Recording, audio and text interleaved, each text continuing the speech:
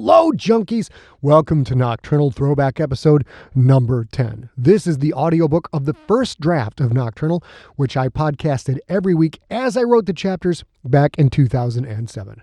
I hope you're doing very, very well in these wacky times. Man, these COVID numbers are really starting to add up. We got more craziness to get through before we come out of this on the other side. A Real Girl and I continue to shelter in place, along with the Dog of Doom and Squeaks McGeeks, aka Tiny Evil. Currently, I'm working on the final draft of GFL Book 6, The Gangster. I'm about 60% of the way through that final draft, which is looking like it will be about 150,000 words. As soon as I'm done with that final draft, that goes over into final line edits and production. Due to the COVIDs, we don't have an official release date projection at this time, but it's coming out soon. It's coming out very soon. If you are a user of Facebook, A Real Girl and I are periodically doing Sigler in Place Facebook live sessions from facebook.com/Scott Sigler. So if you're not following that bad boy, do so. And if you do follow the page, make sure you find the following pull-down menu on the page, which is just left of the like button, and select both See First in your newsfeed and Notifications on Highlight Posts. Facebook has gotten persnickety, and even though you opt in to follow pages, they still want the people who run those pages to pay to show information to the people who opted in to follow the pages. So you will not see everything that goes up, but if you make those two little changes I just recommended, it will help you see more Siglerism in your feed, and everybody loves that. These Sigler in Place sessions are fun, politics-free live events that let you hang out with us and get some positivity. Sometimes we read stories, sometimes we do crazy beard tournaments, sometimes we juggle wounded owls. It's all over the place. You just have to tune in and check it out. And if you miss it when it does go live, the Facebook Live feature is real cool because it posts that video as a post to facebook.com/Scott Sigler. So you can go and watch it whenever it's convenient for you. All right. I hope you are enjoying this throwback story. Here we go with episode number 10 of Nocturnal.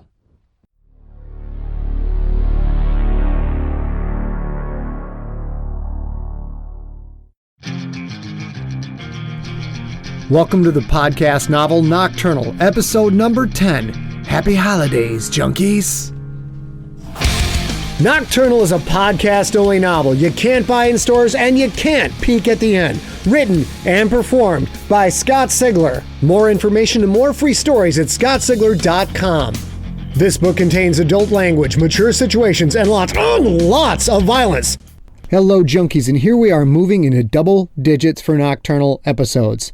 I've got 30 minutes of pure story for you this time, and I don't know when you're listening to it, but it is getting posted early so I can go on vacation this weekend. Couple junkies get whacked in this episode. Listen for the names Martin Casserly and Jane Koner.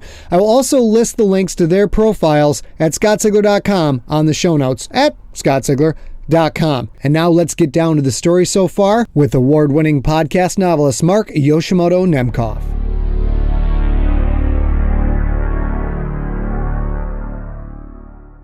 Hey junkies, this is Mark Yoshimoto Nemkov, author of Number One with a Bullet, Diary of a Madman, and the brand new all-ages action-adventure podcast novel, Transistor Rodeo, coming to a pair of earbuds near you, January 1, 2008. You can find out more at my website, wordsushi.com. But enough about me, because I know you're here to listen to the master do his thing. But first, the story so far. Marco Gastineau, the only witness to the murder of Kyle Solar, was killed by an unknown assassin who fired a broadhead arrow from 80 feet away, burying the shot in Gastineau's heart. Homicide detective Bryan gave chase up to the 5th-story roof from where the shot was fired, but the killer was already gone. Closser found evidence of a stakeout. Someone had been stalking Gastineau and was just waiting for an opportunity to murder him. San Francisco medical examiner Robin Hudson performed the autopsy, removing the arrow to find it engraved with more strange symbols. The arrowhead was obviously custom-made, but Hudson could find no record of a similar arrow ever being used in a crime. Clauser and his partner Pookie Chang decided to take the arrowhead to their source in the San Francisco occult world. If anyone knows what the symbols might mean, it's the Tourette's-afflicted larynx cancer surviving fortune teller, known as Mr. Biznass.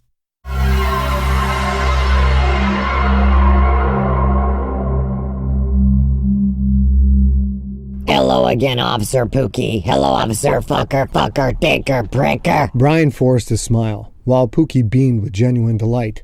Biznass, old boy. How'd they hangin'? Long and red and ready for bed. Come in. Pookie walked into the fortune teller's place. Mr. Biznass immediately followed, leaving Bryan to bring up the rear. Biznass swept into his throne with a flourish of robes and sat down gracefully. Pookie and Bryan sat in the blue plastic chairs.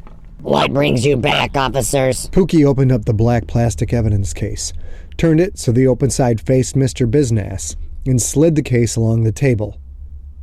Biznass stared into the case, but he didn't move, and he didn't even reach out to touch it. He looked up, first at Bryan, then at Pookie. He started to pant, then talk without putting a finger to his voice box.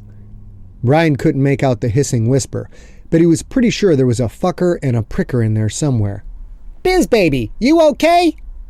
Biznass looked afraid. He looked just like someone who had been dragged down to the station, someone who wasn't used to interrogation and was facing a particularly serious charge. Bryan pointed to Biz's throat. Your fingers! Don't forget your fingers! Biznass looked at Bryan with real fear, then remembered his voice box and put a finger to his throat. Sorry, I fuck. I forgot myself. You look scared, Biz. Why does this scare you? I'm not scared. I don't know what it is. Oh, come on, man. You almost pissed yourself. I don't know what it is. Biz, you've got nothing to fear from us. We need to know what you know about this. We're in the dark here on this Marie's children thing. People are dying. We need to stop it. So tell us what you know. The words seemed to calm Biznass a bit. He put his hands flat on the table, took 3 deep breaths, then looked each man in the eye. His left hand reached to his throat. This stays between us. Of course it does. I mean it, Dicker Pricker. No one hears my name, and you don't visit through the front door anymore. Bryan started to get excited. This had to be something good. Sure, Biz. Seriously. The less I have to see you, the better, man. I'm not joking. No one hears my name. That's fine. You have our word. Biznass seemed to think it over for a few seconds, internally rationalizing his course of action. He took one more deep breath, then nodded. His decision had been made. Did you find this in a body or on a shelf somewhere? Pookie and Bryan exchanged a glance. Pookie answered. We found it in a body. Tell me what kind of body you found this in, shitty. Now wait a minute. What made you think we found this in a body? Just fucking tell me, faggoty shit breath. Bryan threw up his hands in exasperation and looked at Pookie. Pookie smiled apologetically and held his hands out, palms down, moving them slightly up and down. Just take it easy, I'll handle it, the gesture said. This arrowhead killed a man early this morning, shot through the heart. What did he look like? Did he look like a man? Or like something else? Pookie shrugged. Male, Caucasian, 6'1", 240 pounds, full beard. Mr. Biznass let out a long-held breath and seemed to relax. Who did he kill? Bryan stared at Biznass. He thought of Kyle Solar. Had Marco killed him? Been involved somehow? Why do you think that? Why do you think the victim killed someone? Biznass turned the evidence case around so Bryan and Pookie could look at it. This symbol is the V-cross fuckety shitter shit. It is the symbol of the saviors. Bryan gently picked up the arrowhead and looked closely at the symbol. This was some spooky shit. How had he known? How had he known the shooter was a savior? Biz, you're saying the same people that burned Marie's children made this arrow? Bryan asked because he had to be sure. The same faggoty cocksucker. There should be another symbol on the shaft, an eye with a dagger through it. Pookie and Bryan exchanged another glance. Then Pookie opened his hemorrhaging manila folder and pulled out the shaft photos that Robin had provided. He slid the photos across to Biznass, who picked them up and nodded. I can't believe it. The saviors are real. I never thought I would see one of these. So what does it mean? You think the victim was killed because he killed someone? And you think the saviors did it? Biznass nodded. How do you know this, Biz? We can't find anything in the police files. Biznass stood and walked to his overflowing bookshelves. He pulled out a photo album, flipped through it, then put it back. He did the same twice more. Then on the third volume, found what he was looking for. He handed the album to Bryan. Pooping shit faggoty bastard dicker pricker, read this. The article was dated December 7th, 1974, morning edition of the San Francisco Chronicle. It read, "A horrible mystery drew to a close early this morning as a man the police identified as the Golden Gate Park slasher was slain in the very park he terrorized for the last 10 months. Police have not identified the man, and sources inside the force speculate that John Doe's identity may never be known. Police Detective Francis Parkmeyer said that fingerprint checks had already placed the John Doe at the scene of all 7 Golden Gate Park child murders that took place from February 18th to the last victim on November 27th. John Doe was found near a Bowie knife, a weapon police had long ago said was the instrument of death in all of the murders. Parkmeyer said that forensics had not given official confirmation that the knife found at the scene was the weapon used in the child murders. But preliminary reports indicate that distinguishing marks in the blade match marks found in the victim's remains. I have no doubt that what we have found is the body of the Grand Park slasher, Parkmeyer said. The prints match, and other details that we didn't release to the press match as well. He's the one. The body was found at 5:15 p.m. this morning by a maintenance crew. Police said he had been slain with a silver arrow that pierced his heart. The time of death was estimated at 1:30 a.m. What the fuck? This is a multiple homicide, and the killer is taken out by a silver arrow? How can that not be mentioned in the case files? You're sure there's no reference in the files, Pooks? Pookie glared at him. Yes, I'm sure, goddammit. I checked myself, and your girlfriend didn't find any mention of a silver arrowhead in her weapons index either, right? Bryan nodded. Don't be a dumbass. You didn't find references because they aren't there. Someone removed them. Bryan looked up angrily. And how do you know that, asshole? Are the references there? No. Should they be there? Yes. And you're supposed to be a detective? Bryan was speechless. Goddamn Mr. Biznass was right. In any investigation, the simplest answer was usually the right answer. Go to the Chronicle, see if they have the stories, unless the fucking pigs have got to those as well. No offense. None taken. So what are you afraid of? People who know about Savior and Nocturnals can get roughed up or disappear. What are you talking about? Paranormal author Martin Casserly was working on a book about the Nocturnals, focusing on their absence from historical record. He vanished 10 years ago, and Jane Koner tried to read police files in the 70s, got roughed up pretty bad, put in the hospital. She told me the cops did it. They told her to leave the story alone, or else they would kill her. She left it alone. That's ridiculous. Why would cops do that? Bryan asked the question, but deep down he already believed Biznass. The man was genuinely afraid.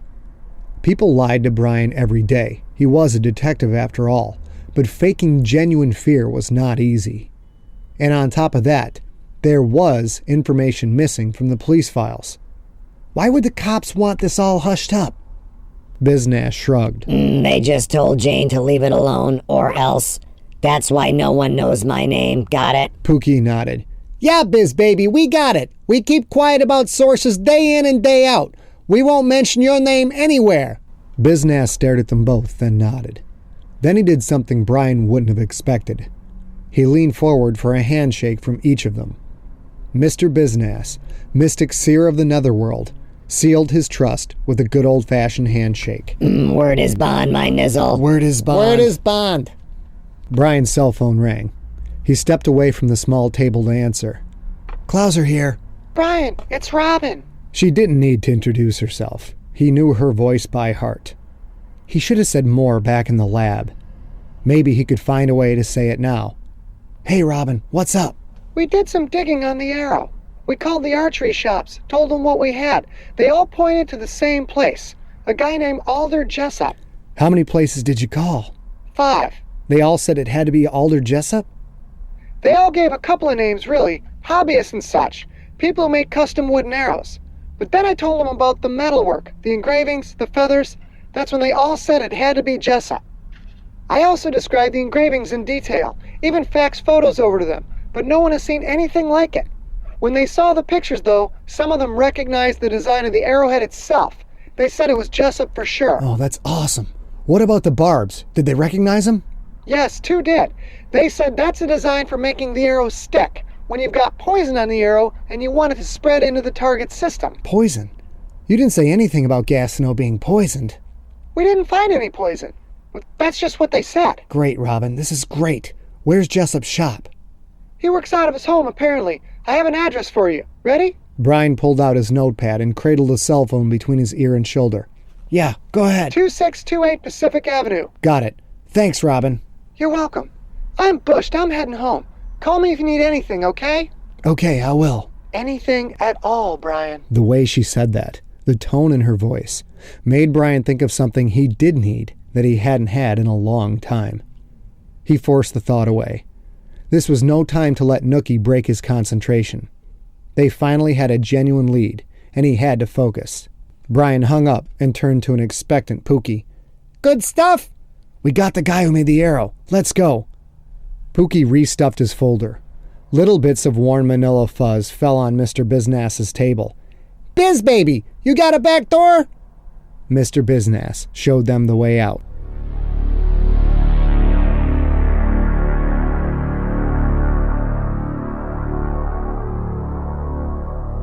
San Francisco's Pacific Heights neighborhood is not a place for the poor. Built on the highest point of the city, the houses rest on a huge protrusion of solid granite.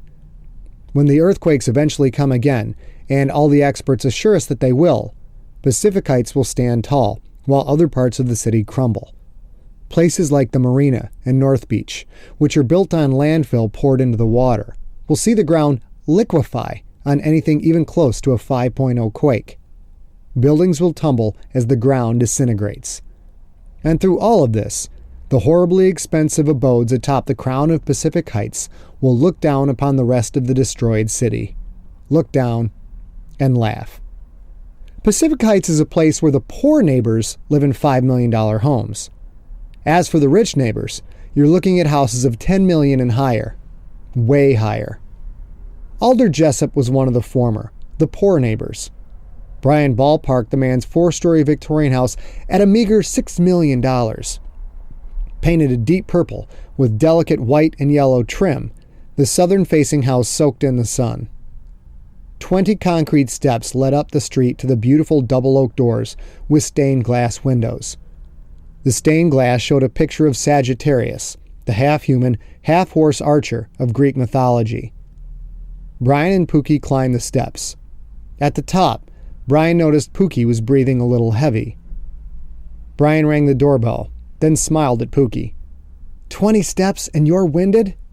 Hey, those are steep steps! It's 20 steps, Pooks. That's like a whole 7 seconds on the Stairmaster. Fuck you, Bryan. We can't all pound down 40 bear claws a week and still run a 4-minute mile. I'm just saying maybe a few more laps at the gym, maybe a whole minute on the Stairmaster instead of 7 seconds. I believe I already said fuck you, Bryan. Must I repeat myself? The door opened, and to say the least, the man who answered it was not what Bryan or Pookie expected to see greeting them at his $6 million mansion in Pacific Heights. Who the fuck are you, yo? And what the fuck do you want? In his early 20s, the man was dressed in a black Kill Switch Engage concert t-shirt, short-sleeved, which showed off the intricate tattoos running up both arms. Silver bracelets decorated both wrists, some thin loops, some thick bands with detailed engravings. He wore black jeans, held up by a thick black belt with a silver skull belt buckle. Heavy black combat boots completed the ensemble. The tattoos obviously ran all the way under his concert tee because they peeked out on his neck, running up behind both ears. Those ears had so many piercings, Bryan wondered how they didn't fall off from the weight of the silver studs and loops. As if the ear jewelry wasn't enough, the man had a silver loop in each eyebrow, one through his lower lip, and a thick one dangling from his septum. His hair was done up in one of those emo haircuts, pitch black hair, sculpted to hang down over one eye. San Francisco Police! We'd like to talk to Alder Jessup. About what? About a murder. You got a fucking warrant, cop? No, but if I have to go get one, someone is going in the back of a marked car in cuffs in front of the whole neighborhood. You think I care if any of these zombies around here see me in a cop car? Are you Alder Jessup? No, I'm his grandson, Adam, yo. Adam, no offense, but you look like the kind of guy who's familiar with the back of a squad car. Am I right? Adam nodded. And I'm guessing Grandpa Elder isn't so familiar with the back of said squad car. Am I right again? Adam stared hatefully, then nodded. Fine. Now, unless you want me to come back here and haul Grampy Alder off in cuffs, stop busting my balls and let us come in. Adam thought it over for a second, then stood sideways, allowing Bryan and Pookie to enter. Wait right here. I'll go get Grandpa. Adam bounced up an ornate staircase, the railing of which was so lacquered and polished it resembled wood-toned glass rather than the real thing. His piercings clinked as he ran. The foyer's furniture, paintings, and sculptures alone looked like they were worth a lot. Bryan didn't know about such things, but it felt like standing in a museum wing. Everything, from more Sagittarius sculptures to the intricate wood trim on the velvet couch, had some kind of archery theme. Bows, arrows, arrowheads. Moments later, Alder Jessup descended the stairs, aided by Adam. Alder wore an immaculate brown three-piece suit and walked with a long wooden cane topped by a silver wolf's head. His hair was long gone, replaced by a mottled scalp, a ring of fine white around his temples. He moved slowly, his body wizened, but his eyes shone clear. Officers, my grandson tells me you need to speak with me. I'm Detective Chang. This is Detective Clouser. We're looking for information on an arrowhead that you may have made. Alder simply nodded. Pookie pulled out the evidence case, opened it, and held it in front of Alder. Adam looked at the arrowhead, and his eyes went wide. The old man squinted, then reached into his breast pocket and pulled out silver-rimmed glasses. He put them on, then gently reached out and took the evidence case. Yes, I made this. Or rather, Adam here made it. Alder looked at his grandson and smiled with pride. My hands and eyes aren't what they used to be, you see. Adam has the talent, though. His father, alas, does not. My son can barely do the dishes without breaking the china. Bad hands, you see. Twitchy. These things can skip a generation. Adam here has all of my talent and more. He's already a master craftsman. He'll be better than I was in my prime. Adam cleared his throat. Grandpa, I don't think they're here to talk about me, yo. That's okay, Mr. Jessup, I understand. My father is a whiz at those crossword puzzles, while my vocabulary is a bit thin, to say the least. A tragedy for me, but I pray my future children will have the gift. Alder smiled. One can only hope, Officer Chang. Bryan gestured to the arrowhead. So, this is one of yours? Yes, it is. Special work. Stainless steel glazed with a powdered silver. We've been making these for Jebediah Erickson for over 60 years. Would you have an address for this, Mr. Erickson? Alder nodded. Of course. Adam can get that for you. Grandpa, we shouldn't be giving that out. If the police ask us for information on a weapon we made, Adam, it's best to tell them what they want to know. But Grandpa... Get the address, Adam. The police are not your enemy, as you so often seem to think. Adam stomped off into the back of the house. 60 years. It's a long time to have a customer, Mr. Jessup. Oh, it's longer than that. My grandfather made weapons for the Erickson family back in the 1800s. The house that surrounds you now was largely paid for by that work. What can you tell me about Erickson? Very little, I'm afraid. I haven't seen him or anyone from his family for over 30 years. He phones in his orders, and we don't hear from him often. I believe the last time I spoke with him was about 3 years ago, back when Adam was just starting out as my apprentice. Adam came out of the back room and handed Bryan a piece of paper. California Street, Pooks. It's like 5 blocks away. My grandfather used to dine with Jebediah's grandfather, but the families have grown apart since those days. Jebediah is a bit of a recluse, from what I understand. What's the deal with the silver and the barb hook thingies, and what's with the runes on the arrowhead? It's made to their specifications. We've been making them that way for over a century. Bryan took the case back from Alder. Okay, I got you've been making them a long time, but why? It was Adam, not Alder, that answered. If I answer your questions, will you guys stop stinking up the joint, yo? Bryan nodded. You look like a smart cookie. I mean, as smart as you can be for a cop anyway. Our arrowhead is a one-piece, 4-blade, cut-on contact head. The hooks stop the arrowhead from penetrating, so no through and through. The shit stays in the target and keeps cutting. The arrows are 800 grains, which is heavy. It's shot from a bow with a draw weight of 100 pounds, yo. It has a velocity of 332 feet per second and 195 pounds of kinetic energy. And I'm guessing that's a lot. With the right arrowhead, 42 pounds of kinetic energy will kill a Cape buffalo. Our equipment delivers 4 times that punch. Without the hooks, one of our arrows shot from a 100-pound bow go right through a Kevlar vest like rice paper, yo. You could kill a bull elephant with one shot. Wait a minute. How do you know what kind of a bow it was shot from? 'Cause I made that too, bitch. If it was fired by Erickson, that is, which you can never prove 'cause there's no ballistics on an arrowhead. So you make bows too. You're quite the little handyman. Adam sneered. Yeah, I got straight A's in shop class. How about home economics? I bet you bake a mean cake. How about physics, metallurgy, and medieval history? Adam has degrees in the first two and a PhD in the latter. I dare say he's smarter than both of you combined, and while you are in my house, I would appreciate it if you would treat him with the respect usually accorded a man of his caliber of learning. Adam just smiled a shit-eating grin. Fine. Can we see one of those bows, Dr. Adam? Adam nodded. Sure, if you got 150 Lars laying around. They're custom made to the shooter, yo. Takes me about 6 months. Would either of you fine public servants have that kind of scratch? Pookie reached into his pants pocket. Oops, not on me, but I'll put it on my Amazon wish list. Maybe my girlfriend will order it for my birthday. We've told you what you want to know, all right? Now get. Bryan took a step forward. You didn't answer one question. What about the runes? Trust me, my friend. You really don't want to know. But I do want to know.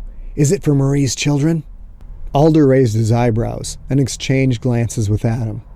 He turned back to Bryan and took 2 cane-supported steps forward before speaking. If you know anything about Marie's children, anything at all, then stay out of this. Leave it alone. I can't do that. We have to find out what's going on. Alder shook his bald head.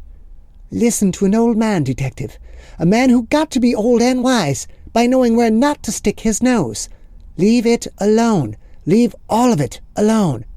Why? Why won't you tell me what's going on here? Alder seemed to sag. Just a bit, leaning heavily on his cane. Adam caught the old man, stopping him from falling. Just get out. We're done here, yo. Come on, Bryan. Let's go talk to Erickson. Bryan wanted to stay. The Jessups knew what was going on. Bryan could feel it. They had to know more. He felt a hand on his shoulder. Bryan, come on. Let's go. Bryan stared at Adam for just 1 second more, then turned and walked out of the old Victorian.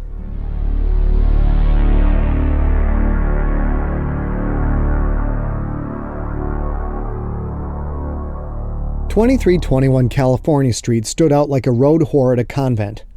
All the houses on that block wore colorful paint, white, yellows, pastels, and terracotta brick.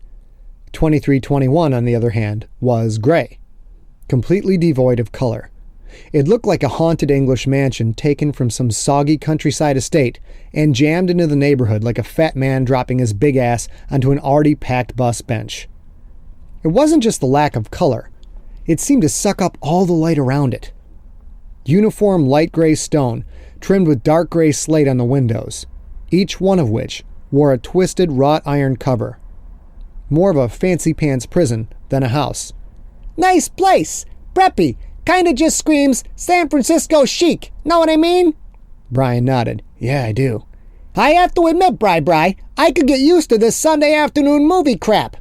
What are you talking about? You know how in those Sunday detective movies, the made-for-TV shit like on Lifetime and whatnot, those sexy cops are always rolling up on the big spenders? Mansion, Jaguars, shit like that.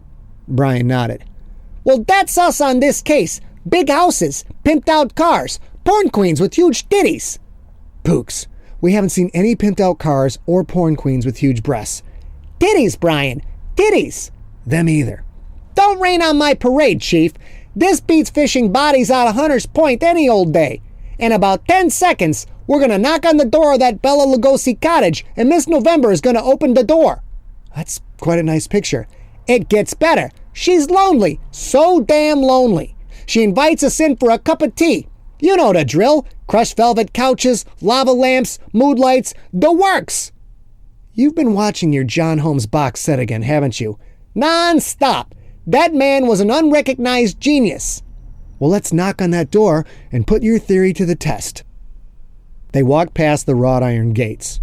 If this had been a country mansion, gates like that would have opened onto a winding road that led maybe a half mile through immaculate grounds, manicured lawns, and arcing trees.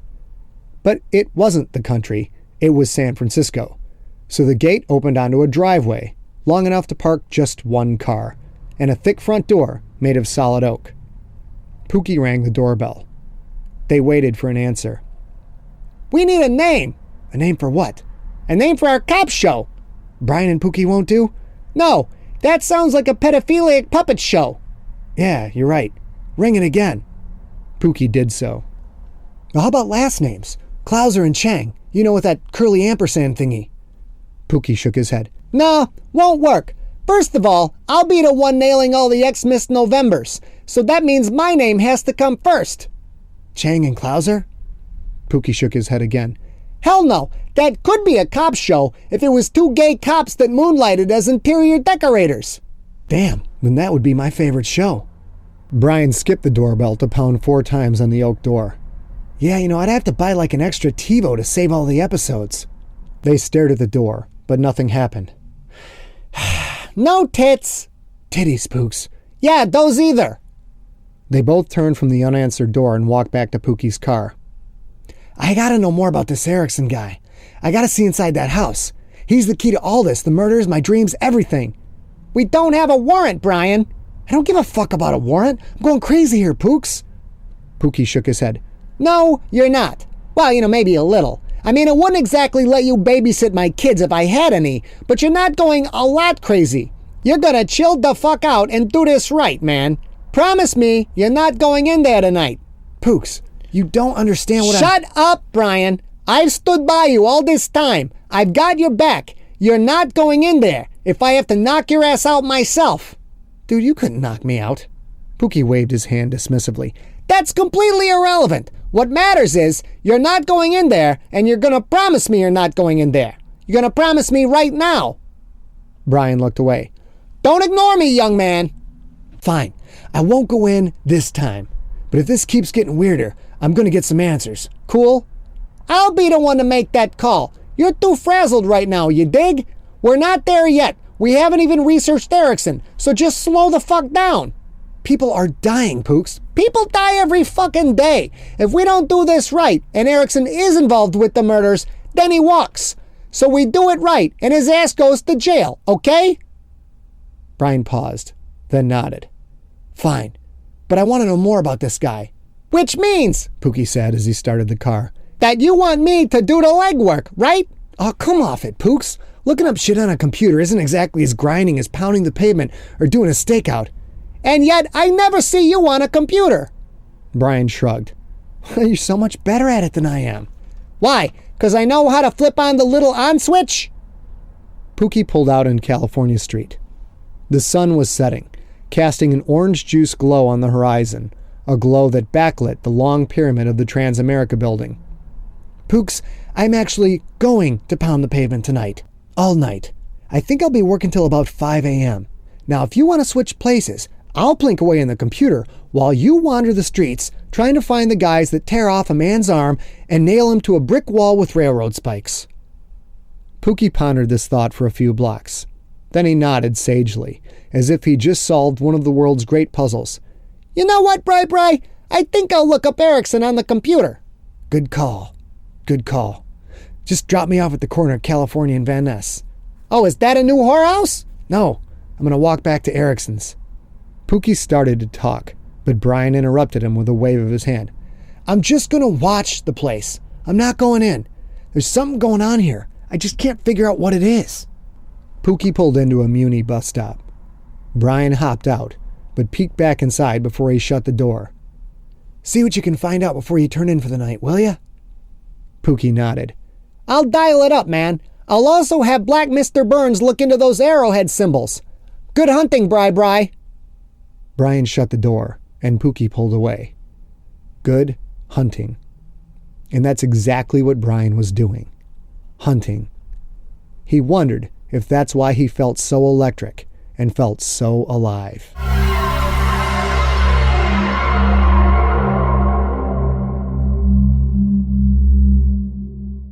And that's episode 10, junkies. I hope you liked it. I hope you like where the plot is going. Still waiting for some people to figure out what's happening, but next episode, gonna be a few more clues. Right after I get done blabbering, we're going to have a promo for Mark Yoshimoto Nemcoff's new podcast novel, Transistor Radio. I've got a hilarious audio comment from a guy named Helljack, who's been out there trashing me in the blogosphere, but then he accidentally listened to Nocturnal, and now he's screwed just like everybody else. So I think you guys will get a kick out of it. And after Helljack, we have a little piece of audio from a voice that is a blast from the past for those people who've been listening to my stuff for the last 2.5 years. You guys are going to love this. It's going to crack you up. I'm not going to tell you who it is because I want you to have to listen to it. That's what we call in audio a teaser. I'm teasering you people. Episode 11 will be coming up next week, as will another call-in episode. Getting a lot of calls. I honestly can't keep up anymore, but hey, why not give me a call? 206-666-4673. 206-666-GORE. Send them in. Hopefully I can get to them sometime this century. That's it, junkies. Catch you later. They came from Japan. Robots who were supposed to be entertaining.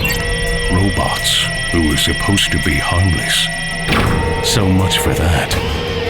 From Mark Yoshimoto Nemcoff, award-winning author and creator of Shadow Falls and #1 with a bullet, comes his most off-the-wall audiobook yet. Transistor Rodeo. When robots run amok in the city of Los Angeles, something bad is bound to happen. Subscribe today and listen for free at transistorrodeo.podshow.com. And that award Nemcoff won was called a Parsec. Something I've never won. Damn him. The next comment is that one from Helljack I told you about. Diary of a Madman is the name of his blog. It is not to be confused with the Diary of a Madman podcast novel written by Mark Yoshimoto Nemcoff. From the Diary of a Madman. Hey all. Well, I guess it's finally time to admit it to myself and to share it with all of you. Man, I've been fighting this ever since the first chapter of Infection, all throughout the Rookie. And now, 8 chapters into Nocturnal, I finally have to admit it. I, Jack the Helljack Townsend, am a junkie. Fuck. You happy? You happy now, Sigler? You fucking ball-peen hammer with legs. Yeah, you got me hooked. Well done, you. Punk. I feel dirty now. I gotta go brush my teeth. Hurdy-gur. Hey, Scott, it's JC of Space! Fame and Fortune. Well, 0 out of 2 ain't bad, huh? Anyway, love the new Nocturnal, man. I was hoping I could get one of those sweet The Story So Far gigs, you know? Here, let me give you a quick demo of my skills. And now, The Story So Far. As Scott teetered atop a rickety 3-legged bar stool in his own closet, gravity said, "Eh." The closet floor reached up and smacked Scott in the face. Oh, not the face. Oh. Then everything got all wavy and blurry and Kind of like a dream sequence. Next thing he knew, he thought his last name was Kitna. That was unusual, since Scott usually watches Kitna on TV, wearing a Detroit Lions helmet, football jersey, and pink tutu. His hands were reaching out expectantly between the warm, sweaty crotch of a bent-over fat guy. Well, that part really wasn't too unusual for Scott. But anyway, when the football was snapped to Scott Kitna, that's when panic set in. First, he peed his pants. Aw, not again. Then, he crapped his pants. Damn you, irritable bowel syndrome. And then... yeah, something like that. When he came to, he was staring up at the ceiling of his closet. Still wearing his pink tutu, I might add. Maybe standing up on a 3-legged rickety old stool in the closet wasn't the best idea in the world, huh? Yeah. So did I get the gig? Yes, of course you got the gig, douchebag. I don't know about you guys, junkies, but I miss that dude's voice a ton. And I think we're going to get a little forum post going over at scottsigler.com that's going to say we need more big space or whatever his next creation is. And don't you ever talk about my pink tutu again, piece of crap. God! You have been listening to Nocturnal, written and performed by Scott Sigler. For more information, go to scottsigler.com. All music in this podcast provided by Uncrowned off their album Devils and Angels, available now at the iTunes Music Store.